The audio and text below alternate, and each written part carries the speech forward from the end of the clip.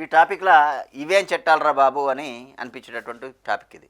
ఒక్కసారి ఊహించండి, మీరెప్పుడైనా విదేశాలకు వెళ్ళిర్రనుకోండి. ఇక మన దేశంలో రోజు పనిచేసే ఒక చిన్న పని కూడా అక్కడ పెద్ద నేరం. తీసుకుపోయి జైల్లేస్తారు. నిజం. ఎందుకంటే ఒక దేశంలో హీల్స్ వేసుకుంటే హీల్స్ కూడా నేరమే. ఇక ఒక దగ్గర బుద్ధుడి విగ్రహం పక్కన నిలబడి సెల్ఫీ దిగితే అది నేరం, కేసు. ఇక లాస్ట్కు చూయింగ్ గమ్, ఒక దేశంలో చూయింగ్ గమ్ కూడా అసలు కేసే అది. ఒక చోట పావురాలకు ఆహారం పెట్టిన కార్ల పెట్రోల్ రోడ్డు మీద వెళ్ళిన తర్వాత సగం మధ్యలో పెట్రోల్ అయిపోయినా కూడా మీపై కేసు పడే అవకాశం ఉంది. ప్రపంచంలో కొన్ని దేశాలలో మనకు ఇక్కడ నవ్వు తెప్పించేలా అనిపించే చట్టాలు అన్నమాట ఇవన్నీ. అక్కడ మాత్రం చాలా సీరియస్గా ఉంటుంది.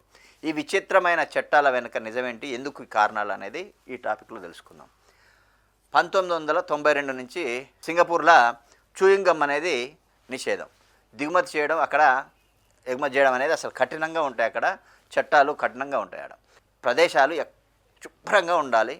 ఈ మెట్రోల తలుపులు దానివల్ల ఇవన్నీ కూడా అంటించడం వల్ల గమ్ అంటిస్తే అవి అక్కడ దెబ్బతింటాయి. కాబట్టి అక్కడ ప్రధాన ఉద్దేశంగా అక్కడ ఈ గమ్లను ప్రత్యేక అవసరాలకు మాత్రమే యూజ్ చేస్తారు.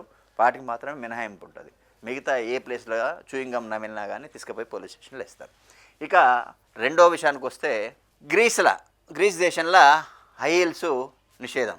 ఎక్కడంటే ప్రాచీన చారిత్రక కట్టడాలు ఉంటాయి. ఈ హై హీల్స్ వేసుకొని అక్కడికి వెళ్ళకూడదు. ఎందుకంటే వాటి వల్ల వేల సంవత్సరాల క్రితం నిర్మించినటువంటి బిల్డింగ్స్ ఏవైతే ఉన్నాయో, ఆ కట్టడాలు ఏవైతే ఉన్నాయో ఆ రాళ్ళు దెబ్బతినే ప్రమాదం ఉంటుంది. కాబట్టి అక్కడ నిషేధం విధించారు హై హీల్స్ మీద.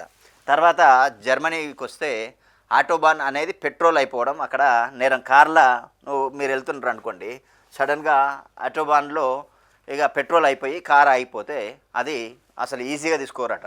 ముందస్తు ప్రణాళిక లేకుండా ఎందుకు వచ్చినావు అని చెప్పేసి మధ్యలో జరిమానా విధించుతారట. అది నేరం కూడా, అవసరమైతే జైలు కూడా తీసుకుపోతాయి. ఎందుకంటే ఈ హై స్పీడ్ రోడ్ల మీద మధ్యలో ఏదన్నా కారు ఆపి ఉందనుకోండి, ఇది చాలా ఇబ్బందికరమైన పరిస్థితి. కాబట్టి దాన్ని నేరం చేశారు. ఇక స్విట్జర్లాండ్లో ఒక గినియా పిగ్ మాత్రం, అంటే ఈ గినియా పిగ్స్ అంటే తెలుసు కదా, ఇవి అక్కడ పెంచొద్దు.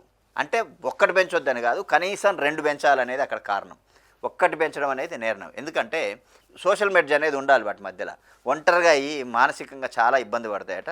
సో ఎవరు తీసుకున్నా జంట మాత్రమే తీసుకోవాలి. ఒక్కటే ఇంట్లో ఒక దాన్ని పెంచడానికి, గినియాన్ని పెంచడానికి లేదు. అట్లా నిబంధన చట్టం ఉంది అక్కడ. తర్వాత యునైటెడ్ కింగ్డమ్లో సస్పీషియస్ సాల్మన్, ఇది ప్రపంచంలోనే విచిత్రమైన చట్టాల్లో ఒకటి. అనుమానాస్పద పరిస్థితులలో ఈ ఫిషెస్ ఉంటాయి కదా, ఫిషెస్ని కొనుగోలు చేయడం చాలా నేరం. వినడానికి వింతగా ఉన్న ఈ చట్టం మాత్రం అసలు ఉద్దేశం మాత్రం అక్రమ చేపలను నియంత్రించాలనేది దీని ఉద్దేశం అంట. ఇక శ్రీలంకల బుద్ధ విగ్రహం ఉంటుంది కదా, బుద్ధ విగ్రహం ముందల నిలబడి ఫోటో తీసుకోవడం నేరం. ఎందుకు అని అంటే, ఇక బుద్ధుడు వెనక, అంటే మనం జనరల్గా తీసుకునేటప్పుడు వెనక ఉండాల్సి వస్తుంది. బుద్ధునికి మనం మన వీపు చూపించాల్సి వస్తున్న పరిస్థితి. ఇది అవమానకరంగా భావించి ఇక్కడ ఏం చేశారంటే, ఇది బుద్ధుని దగ్గర సెల్ఫీ తీసుకోవడానికి వీలు లేదని చెప్పేసి ఒక చట్టం కూడా తీసుకొచ్చారు. అక్కడ తీసుకుంటే నేరమైంది. ఇంకా తర్వాత ఇటలీ వెనిస్లా పావురాలకు ఆహారం ఇవ్వడం అనేది నేరం. అక్కడ పావురాలను ఎట్టి పరిస్థితుల్లో వాళ్ళు ఎంకరేజ్ చేయరట. సో అక్కడ ఆహారం అనేది వేయకూడదు.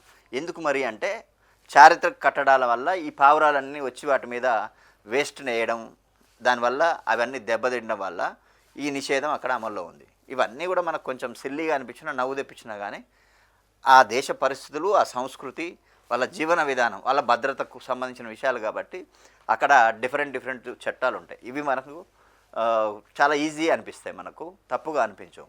దేశంలోని ప్రత్యేక చట్టాల గురించి తెలుసుకోవడం అవసరం. ఎందుకంటే మనం ఎప్పుడైనా విదేశాలకు పోయినప్పుడు మనకు తెలియక ఏదైనా చేసినాం అనుకోండి, చాలా ఇబ్బంది పడతాం కాబట్టి. ఓకే.